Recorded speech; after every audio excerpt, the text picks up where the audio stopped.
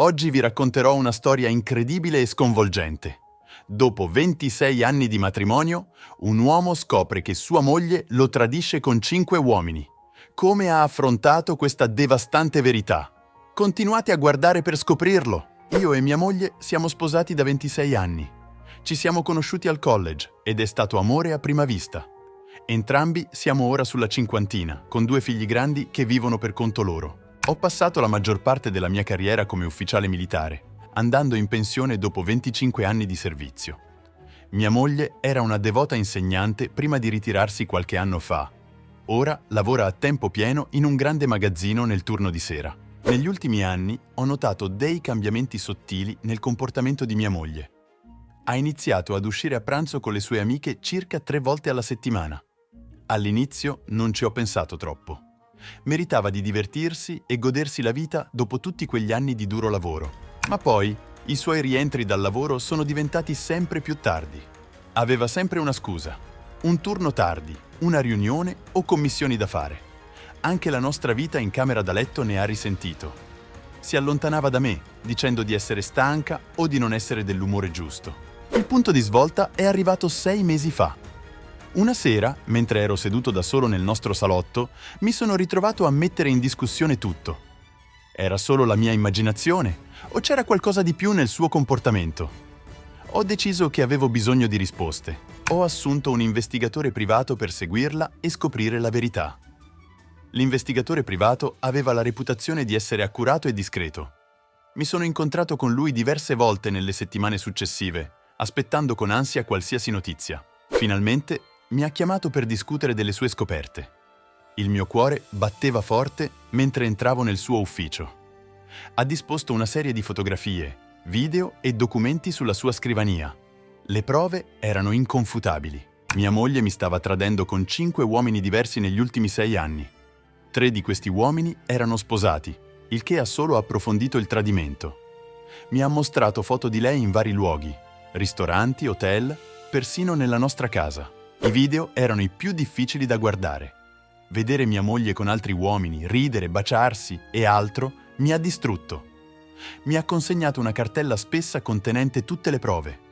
Non riuscivo a parlare. La mia mente correva, le mie emozioni erano un turbine di dolore e rabbia. Avevo sempre avuto fiducia in lei. Avevamo costruito una vita insieme, cresciuto i nostri figli e condiviso innumerevoli ricordi. Come ha potuto farci questo? Sapevo che dovevo agire rapidamente. Il primo passo era proteggermi finanziariamente. L'ho rimossa dalla mia polizza di assicurazione sulla vita e dalle nostre carte di credito condivise dove era un'utente autorizzata. È stata una decisione difficile, ma non potevo rischiare che spendesse i nostri soldi alle mie spalle. Successivamente ho deciso di contattare le mogli dei 3 uomini sposati. Meritavano di conoscere la verità sui loro mariti. È stata una delle cose più difficili che abbia mai fatto. Ogni conversazione era piena di shock, incredulità e dolore. Ho condiviso le prove con loro, sperando che le aiutassero a prendere decisioni informate sul loro futuro. Poi ho chiesto il divorzio. Il mio avvocato era di supporto e comprensivo. Mi ha assicurato che avremmo gestito tutto. Ho raccolto tutte le prove dall'investigatore e le ho condivise con il mio avvocato. Mi ha consigliato di aspettare che lei fosse al lavoro prima di fare qualsiasi mossa. Ho anche inviato discretamente le prove ai nostri figli. Dovevano conoscere la verità da me, non dalla loro madre o da qualcun altro. Volevo prevenire qualsiasi falsa accusa contro di me. Quando è arrivato il giorno di andarmene, ho provato un mix di emozioni.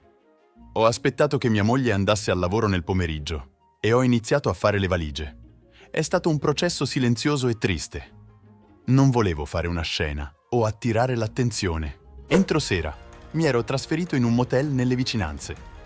La settimana successiva è stata dura. Mi ha chiamato una volta, ma non sono riuscito a rispondere. Avevo bisogno di tempo per elaborare tutto. Ho trascorso le giornate riflettendo sul nostro matrimonio, sui momenti belli e su quelli brutti. Come siamo arrivati a questo punto? Una settimana dopo le sono stati consegnati i documenti del divorzio. Ero al motel, cercando di distrarmi con la TV, quando il mio avvocato ha chiamato per confermare che i documenti erano stati consegnati. Ho provato una strana sensazione di finalità. Questo stava davvero accadendo. Il giorno dell'udienza di divorzio è arrivato. Mentre entravo nell'aula del tribunale, l'ho vista seduta con il suo avvocato. Sembrava calma, quasi indifferente. L'udienza è stata breve. Il mio avvocato ha presentato le prove e il suo avvocato non ha contestato nulla. Non ha mostrato emozioni mentre il giudice leggeva il decreto finale. Era come se avesse già voltato pagina. Ci è stato ordinato di vendere la casa e dividere i proventi. Lei è stata anche obbligata a pagarmi un assegno di mantenimento per i prossimi 9 anni. Mia moglie era anche una figlia di papà con un trust fund. Suo padre le aveva lasciato un sacco di soldi quando è morto. Nonostante il suo tradimento, ero triste. Ho passato quasi 27 anni con questa donna per farla agire come se non le importasse nulla. Questo era la fine di un capitolo significativo della mia vita. Dopo l'udienza ho contattato i nostri figli. Ho spiegato loro tutto, condividendo le prove e le ragioni dietro il divorzio. Erano scioccati, specialmente nostro figlio. Nostra figlia aveva sospettato qualcosa ma non voleva ferirmi parlandone. È stata una conversazione difficile. Nei mesi successivi al divorzio mi sono concentrato sulla ricostruzione della mia vita. Ho trovato un nuovo posto dove vivere e ho iniziato a ristabilire il mio circolo sociale. Non è stato facile, ma sapevo che dovevo andare avanti. Ho continuato a mantenere una forte relazione con i nostri figli, supportandoli mentre elaboravano la notizia. Ho messo in vendita la casa e ho iniziato a pianificare per il futuro. Sapevo che avevo bisogno di creare nuovi ricordi ed esperienze per sostituire quelli dolorosi. Amici mi hanno suggerito la terapia, ma ho rifiutato. Sentivo di poter gestire questa situazione da solo, attingendo alla mia esperienza militare e al supporto dei miei cari. 9 mesi dopo il divorzio ho ricevuto una lettera da lei. Non l'ho letta. Non aveva senso riaprire vecchie ferite. Mi ero trasferito e ero determinato a costruire una nuova vita più felice. Riflettendo sui nostri 26 anni di matrimonio, mi sono reso conto che l'amore può accecarti alla verità. Ma ora ero libero di vivere la mia vita senza inganni o tradimenti. Il futuro era incerto, ma per la prima volta da anni mi sentivo speranzoso. E questo era sufficiente per me. Andare avanti da un matrimonio di 26 anni è stato difficile. Ogni angolo della mia nuova casa mi ricordava il passato, ma era anche un'opportunità per un nuovo inizio. Ho decorato il mio posto con oggetti che rappresentavano il mio nuovo percorso. Foto dei miei figli, ricordi della mia carriera militare e nuovi pezzi d'arte che simboleggiavano crescita e resilienza adornavano le pareti. Gli incontri sociali, che avevo spesso evitato durante gli ultimi anni tumultuosi del mio matrimonio, sono diventati una parte regolare della mia vita. Ho persino iniziato a praticare nuovi hobby. Il bowling, qualcosa che avevo sempre voluto provare, e la cucina, che si è rivelata terapeutica. Ho deciso anche di rimettermi in forma. Gli allenamenti regolari in palestra hanno migliorato non solo la mia salute fisica, ma anche il mio benessere mentale. La routine ha fornito un senso di stabilità e progresso. Un giorno, mentre ordinavo vecchie scatole, mi sono imbattuto in foto e lettere dei nostri primi anni di matrimonio. È stata un'esperienza dolce amara, rivisitare i ricordi dei tempi più felici. C'erano momenti di dubbio, chiedendomi se avessi potuto fare qualcosa di diverso, ma mi sono ricordato che la fiducia e la fedeltà sono le fondamenta di un matrimonio, e quelle erano state irrimediabilmente distrutte.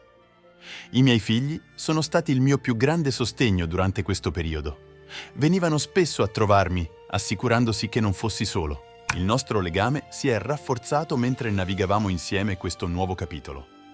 Condividevamo le nostre lotte e i nostri trionfi e ci supportavamo a vicenda attraverso tutto questo. Circa 2 anni dopo il divorzio ho incontrato una persona nuova. È stato inaspettato e mi ha colto di sorpresa. Era gentile, comprensiva e aveva anche lei attraversato un difficile divorzio. Ci siamo connessi su molti livelli, condividendo le nostre storie e supportando il processo di guarigione reciproco. Abbiamo preso le cose con calma, comprendendo l'importanza di costruire una solida base. La fiducia doveva essere guadagnata e entrambi eravamo disposti a metterci l'impegno. Questa nuova relazione ha riportato gioia e compagnia nella mia vita, qualcosa che mi era mancato per molto tempo. La chiusura è arrivata in diverse forme.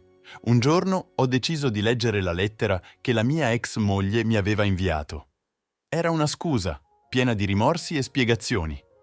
Ammetteva i suoi errori, riconoscendo il dolore che aveva causato. Anche se non cambiava il passato, forniva un senso di chiusura.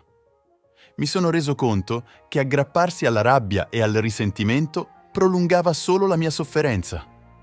Perdonarla non significava dimenticare quello che aveva fatto, significava liberarmi dal peso dell'amarezza. È stato un processo graduale, ma mi ha permesso di andare avanti con un cuore più leggero. Riflettendo su tutto l'accaduto, ho capito la fragilità della fiducia. Ci vogliono anni per costruirla, ma può essere infranta in un istante. Andando avanti, ho promesso a me stesso di essere più vigile, ma anche aperto a nuove possibilità. Le mie esperienze mi hanno insegnato l'importanza della comunicazione, dell'onestà e del rispetto reciproco in qualsiasi relazione. Sono diventato anche un sostenitore per gli altri che attraversano esperienze simili. Condividere la mia storia ha aiutato gli altri a sentirsi meno soli e mi ha dato un senso di scopo. Gruppi di supporto e forum online sono diventati piattaforme dove potevo offrire guida e supporto. Ora, anni dopo il divorzio, la vita ha preso un nuovo ritmo. Ho trovato la felicità nelle piccole cose: passeggiate mattutine, caffè con gli amici e serate tranquille a casa. La nuova relazione è sbocciata in una partnership costruita sulla fiducia e sul rispetto reciproco. Viaggiamo, esploriamo nuovi hobby e supportiamo i sogni l'uno dell'altro.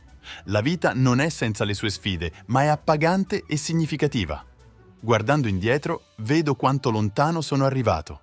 Il tradimento che una volta aveva distrutto il mio mondo è stato trasformato in un viaggio di crescita e forza. Ho imparato a fidarmi di nuovo, ad amare di nuovo e a trovare gioia nei momenti quotidiani. Oh, le 3 donne che ho contattato stanno tutte divorziando dai loro mariti. Una moglie aveva già messo sotto sorveglianza suo marito e stava per divorziare comunque. Sta puntando a ottenere tutto: casa, pensione e mantenimento. E questa è la mia storia.